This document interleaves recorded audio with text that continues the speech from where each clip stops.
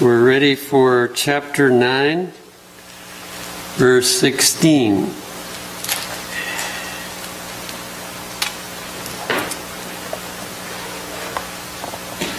Deuteronomy 9, verse 16. And I looked, and behold, ye had sinned against the Lord your God, and had made you a molten calf. Ye had turned aside quickly out of the way which the Lord had commanded you. So here Moses is saying what he saw as he came down the mountain. And it's interesting the wording that he uses here. He says, you turned aside quickly. No doubt it was, something less than 40 days, because they were well into this when Moses came down after 40 days of being up in the mountain. So they probably got started, who knows, 30 days, a month after they had promised to obey God and do everything that He said to do. And I think this is a real testimony about human promises. In the book Steps to Christ, they're called ropes of sand. What good is a rope of sand? If they had recognized their weakness and had really been asking God to help them stay faithful, they would have been able to do that. But they were not. They were just trusting in themselves that they could keep their word, and they couldn't even do it past 30 days. In Testimonies to Ministers, page 99 and 100, it says, Aaron, who had been left in charge of the camp, yielded to their clamors. So it wasn't his idea to start with this, but he was different from Moses. If they had clamored at Moses, he would have said no way.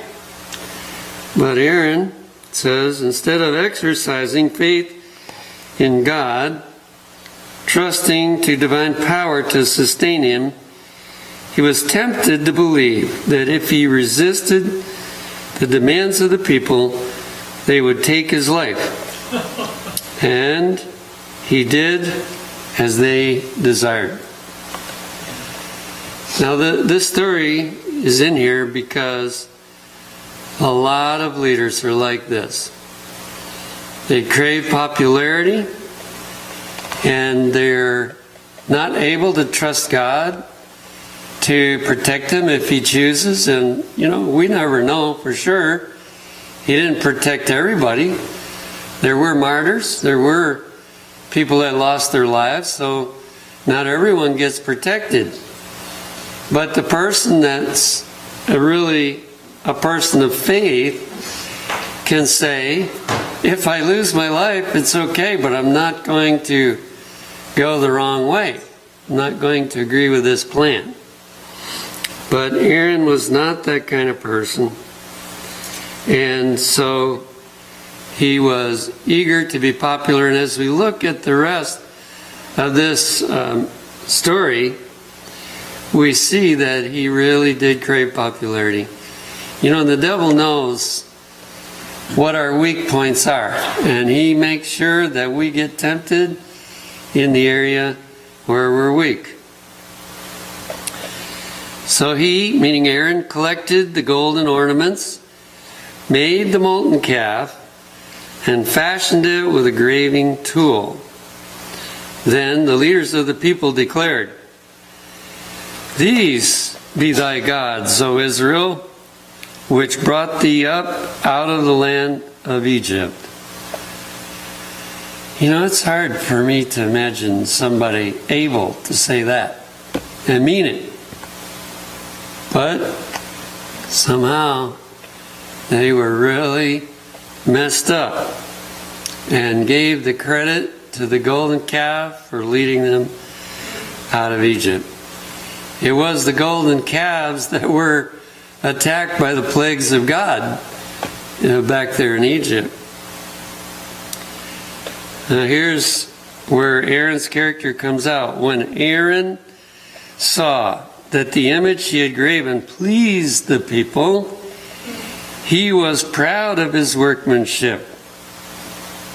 So he thought, I've never gotten much credit before, but now that I've made this golden calf, they really like me.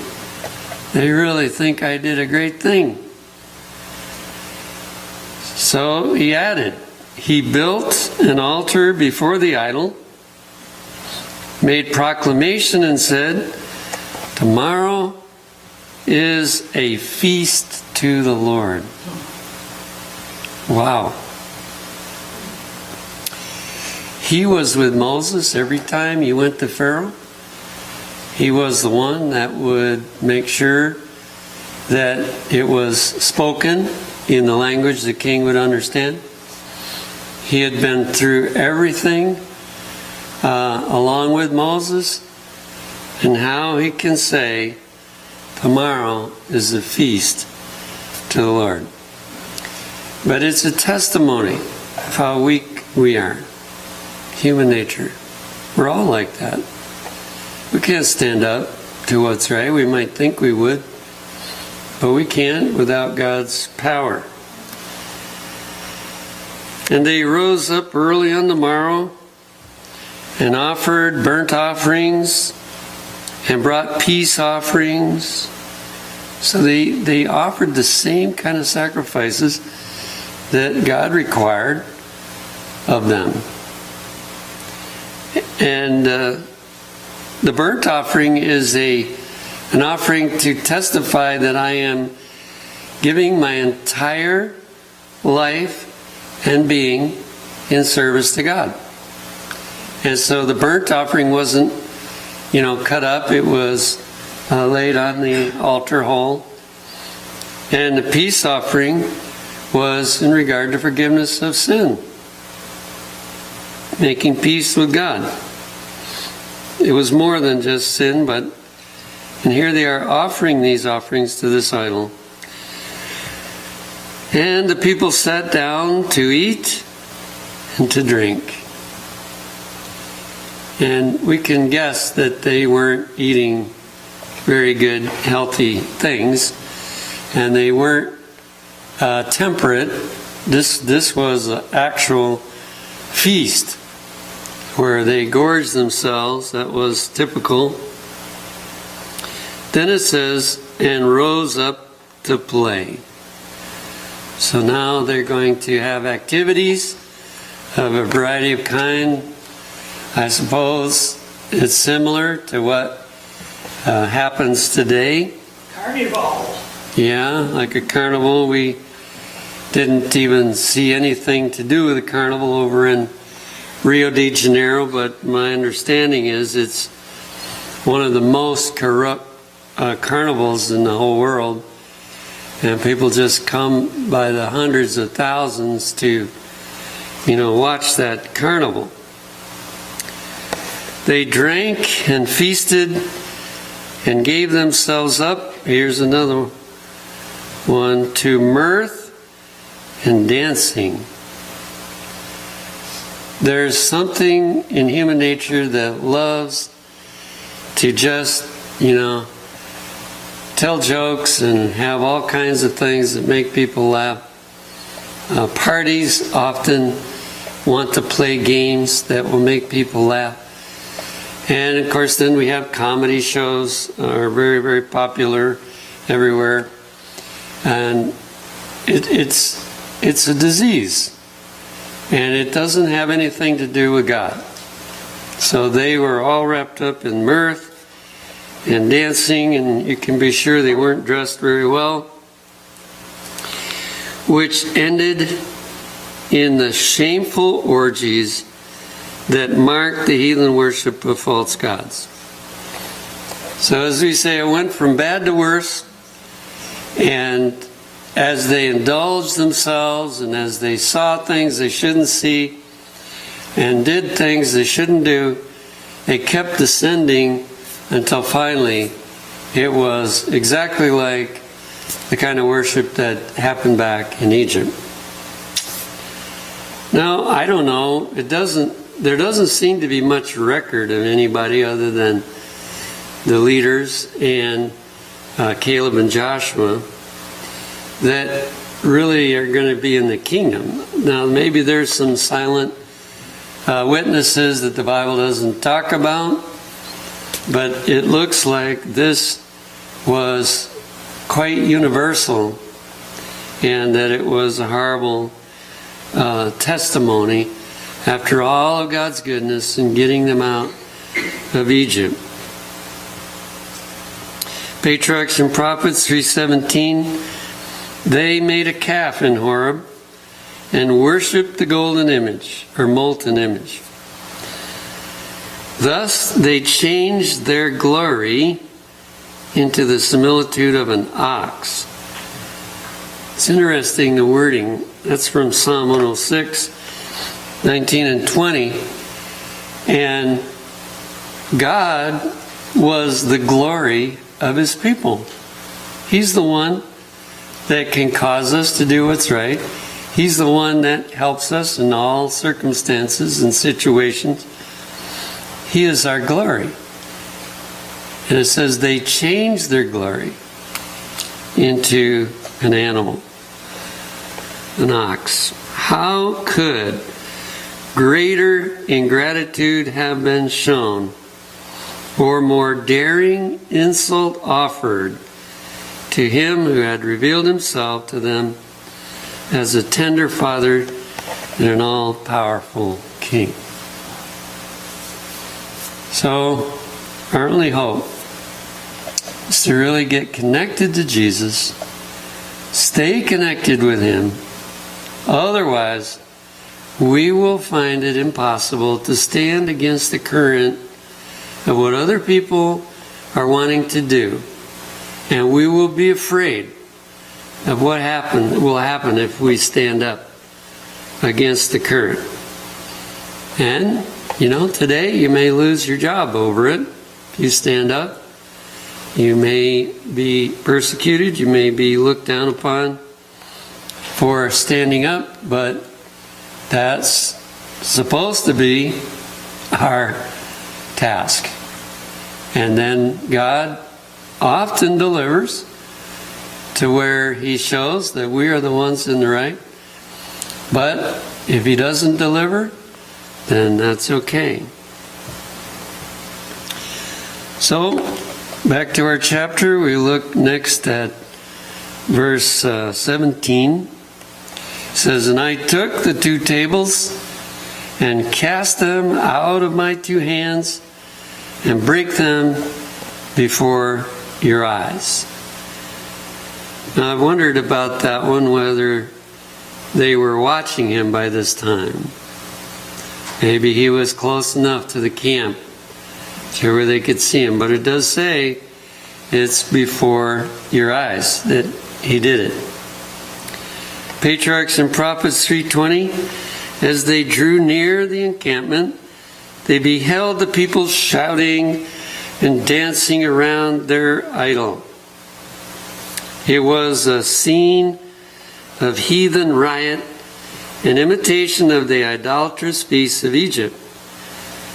Here's a key phrase, "But how unlike the solemn and reverent worship of God." Here, I believe, is a lesson. We're familiar with the fact that some Pentecostal groups get involved in this kind of activity, and all sorts of bodily exercises take place in the church, and they don't all do that, but some do. But now some of these things are coming in a different form into the church now, even into our church. And so, I think When we see rock music being played, there's a parallel to that. And then there's even some that think that dancing is a good thing to do in the church. But you notice that the church is supposed to be a place where the service is very reverent. That's the way God's services are, very reverent. Now, the two big areas that I see that we are really falling down on is so much talking right in the sanctuary.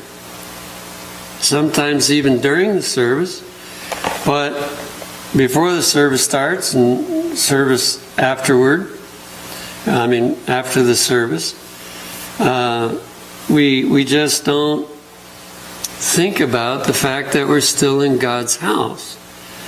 And so we're kind of getting conditioned by that, I believe, to irreverence. When I was at the Wildwood Church, I tried to keep it more reverent, but now it's just really noisy. As soon as the sermon's over, it's just really noisy. I don't know, it's a hard thing. And the other thing is that sometimes people want to appear friendly, so they ask that, you will shake hands and give somebody a greeting. We're in a prayer conference that they did that. Wanted everybody to greet everybody. Well, I think the place to be friendly to people is before you get in the sanctuary and after you leave the sanctuary. That's the main time to do it. So we need to be careful. Moses was overwhelmed. So when he saw that, he could hardly believe it. It was overwhelming. He had just come from the presence of God's glory. And though he had been warned of what was taking place, he was unprepared for that dreadful exhibition of the degradation of Israel. So what a contrast. He experienced both, side by side. Part of our problem is we haven't experienced what he experienced up there on the mountain. And so the other doesn't seem so bad.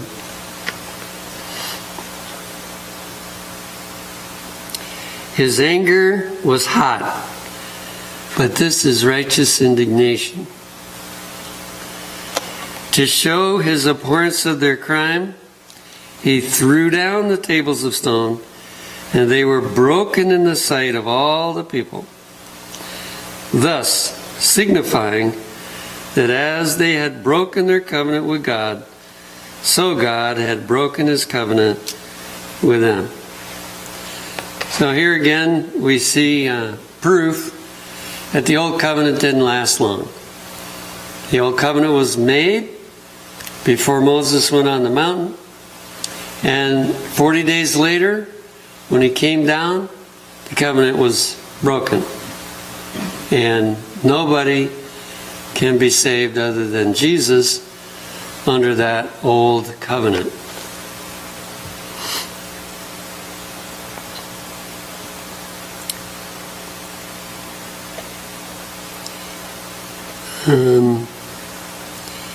He had just come from the presence of God's glory,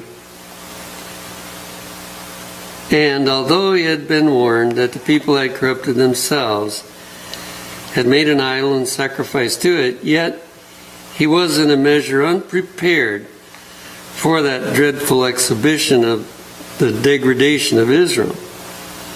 In utter discouragement and wrath, because of their great sin, he threw down the tables of stone.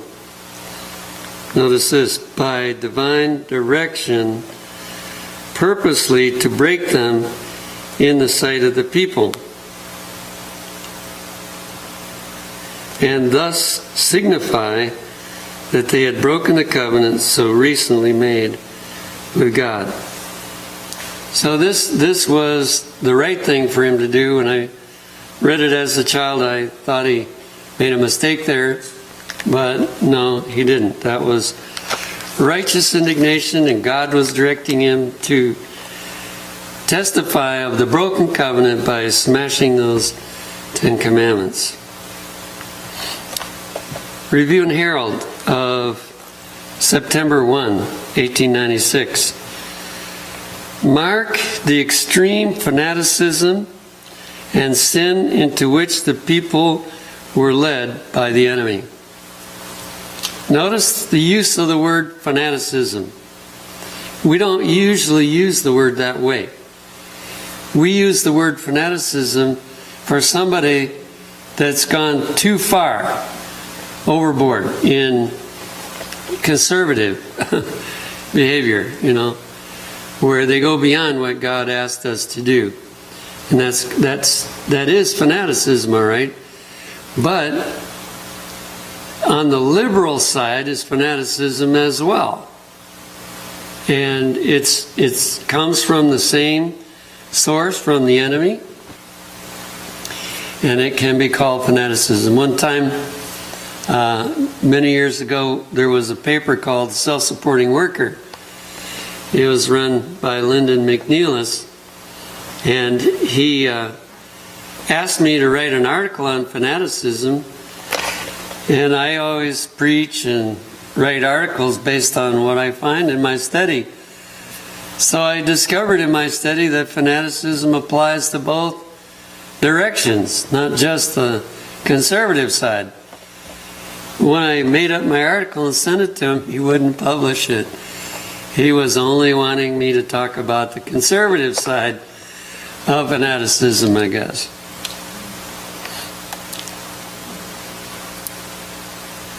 In his service and under his influence, they exhibited the traits of his character. Talking about Satan. They ate and drank without a thought of God or of his mercy, without a thought of resisting the one who was leading them on to the most shameful deeds. Now, if we could see a video of what they were doing, it would be shocking to us as well. Mirth and dancing were carried to such a point that the senses were infatuated and beguiled. God was dishonored, for his people had become a shame in the sight of the nations. Do you think there's a lesson in this for Seventh-day Adventists? I believe so. Everything, really, in the Bible is a lesson for us in the last days. There are going to be shameful events, not just at parties in people's homes, but in the churches. There's going to be shameful things that take place as we near the end. We just don't need to be there. There's some things that I just, when I see it, I don't go in. I leave. The first experience I had on that was in Sligo Church when I was in school.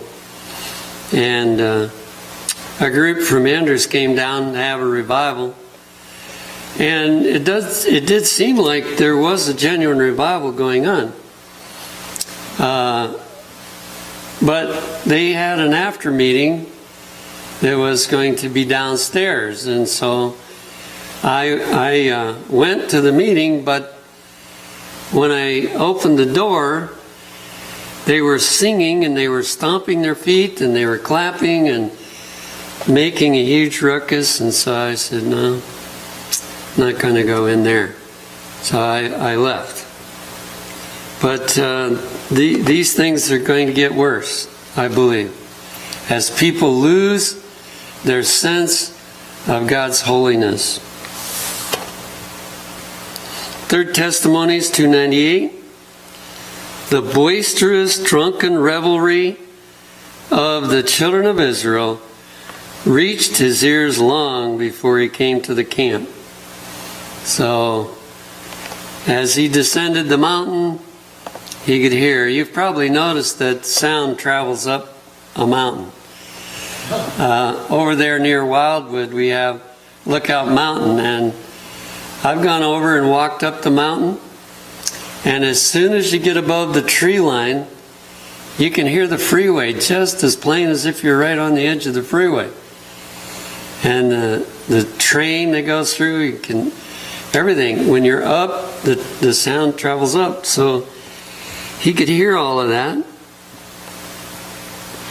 When he saw their idolatry, and that they had broken in a most marked manner the words of the covenant, he became overwhelmed with grief and indignation at their base idolatry. Confusion and shame on their account took possession of him, and he there threw down the tables and broke them. So he, have you ever seen something that made you feel ashamed? That's what apparently happened to him. And it was so out of character with what he expected, created confusion in his mind.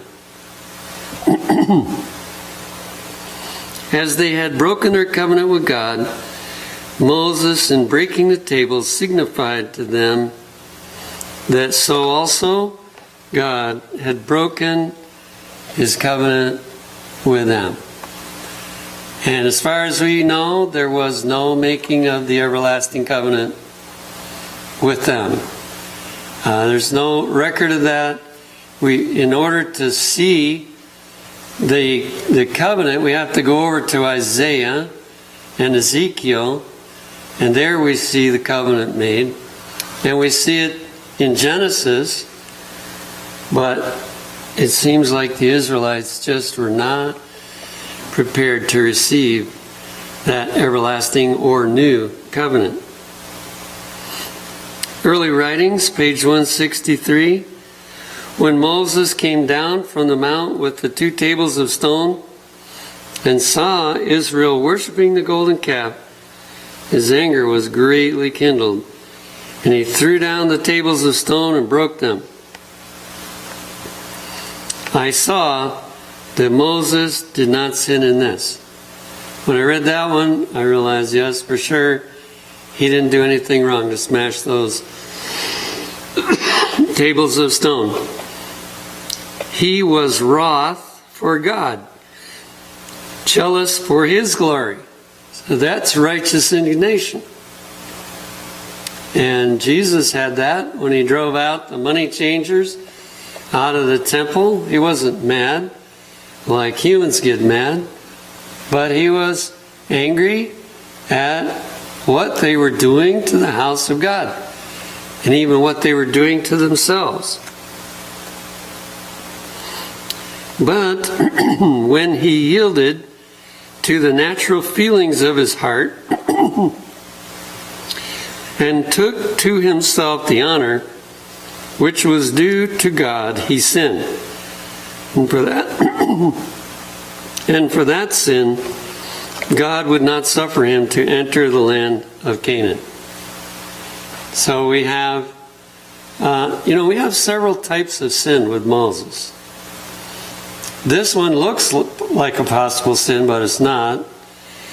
Then we have the time that Moses complained. He said, God, you've given me too big of a job. You've given me too much responsibility, and I can't carry it. And that wasn't right, but it doesn't look like it was in the same category of sin as when he struck the rock. So we've got these three types of situations. 3rd Testimonies, page 300.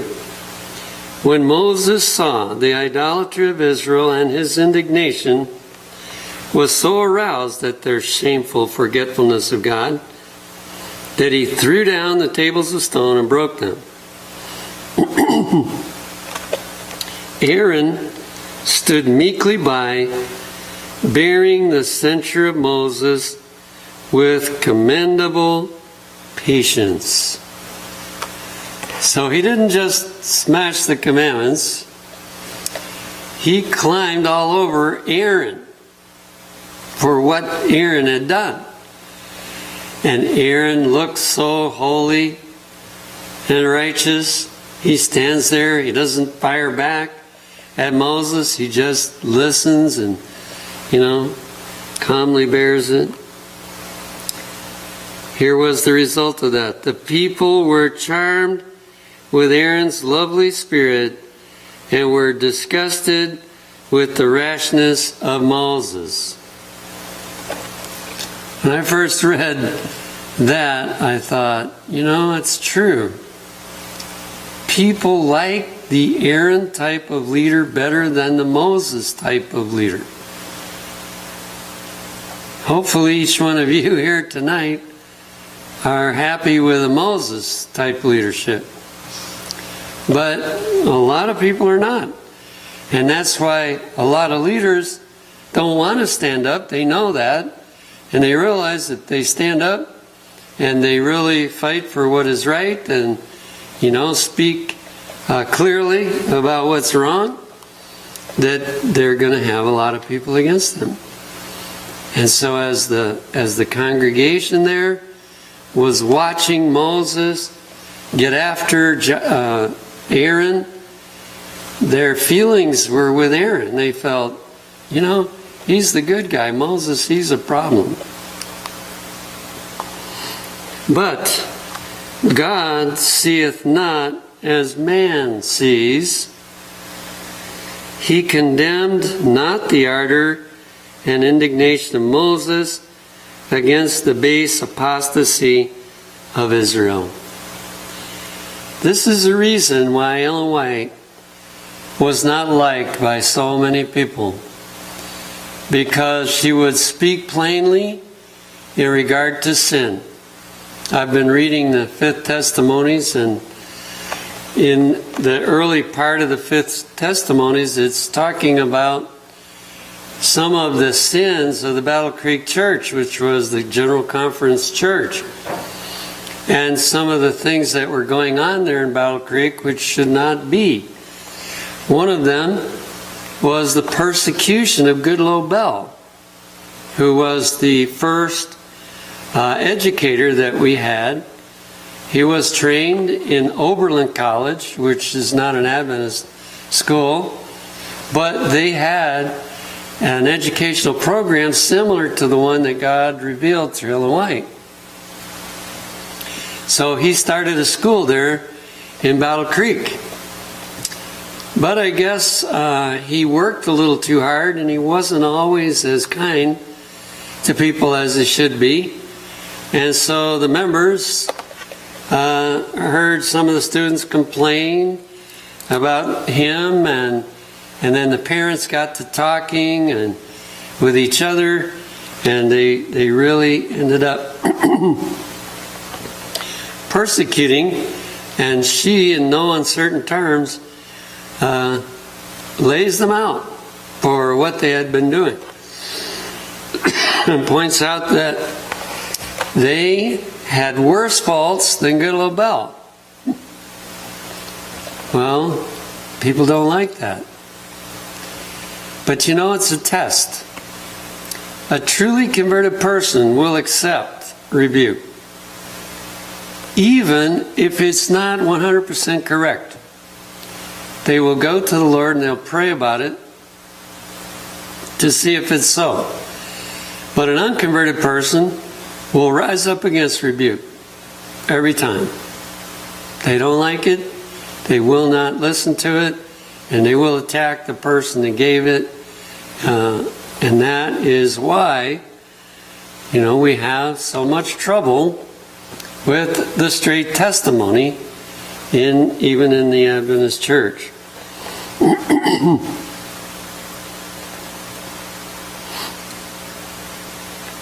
All right, now we're ready for verse 18.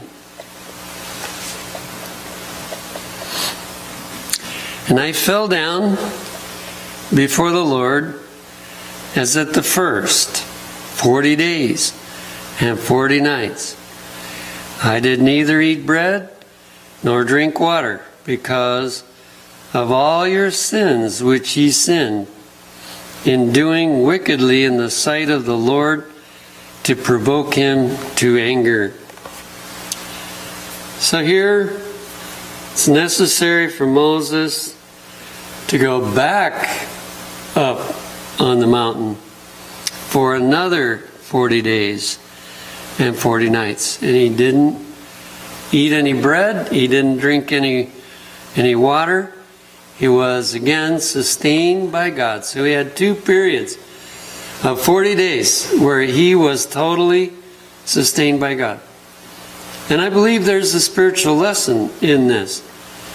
If God can sustain our physical body, then he can sustain our spiritual nature.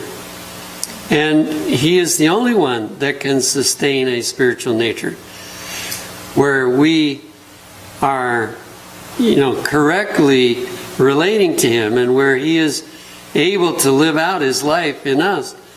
That is the source and the only source of that kind of life. In the Patriarchs and Prophets 3:29, Moses made haste and bowed his head toward the earth and worshipped. So he knew, with all of that going on, the only hope they had was for him to pray. Again, he entreated that God would pardon the iniquity of his people and take them for his inheritance. His prayer was granted. The Lord graciously promised to renew his favor to Israel, and in their behalf to do marvels such as had not been done in all the earth, nor any nation. This testifies of the power of intercessory prayer. Where would we be without the intercessory prayers of Christ? Because probably all of us have had some period in our life where we have not done what is right. And Jesus pleads in our behalf. And he wants us to see those that are in need and plead for them. Not just their physical body. That one's, practice more, I think. Praying for people's physical troubles. But the spiritual troubles, we need to plead for people. Intercessory prayer is powerful. If God would spare that whole nation after what they did. Of course, there were 24,000 that got killed, and the rest repented. At least we don't know that it was all genuine repentance, but they got scared enough to repent. And so there were some that got lost, but God spared those people due to his intercessory prayer. Patriarchs and Prophets 3:29. 40 days and nights Moses remained in the mount, and during all this time, as at the first, he was miraculously sustained. No man had been permitted to go up with him, nor during the time of his absence were any to approach the mount. At God's command, he had prepared 2 tables of stone and had taken them with him to the summit. And again, the Lord wrote upon the tables the words of the covenant, the 10 commandments. So the pieces of stone that God gave him got smashed, but he made the next stones and took them up, and God wrote them again. And those are the ones that were put in the ark. And if they find the ark, they will find those tables of stone. It will no doubt be found at some time, but whether before the close of probation or not, we'll have to see.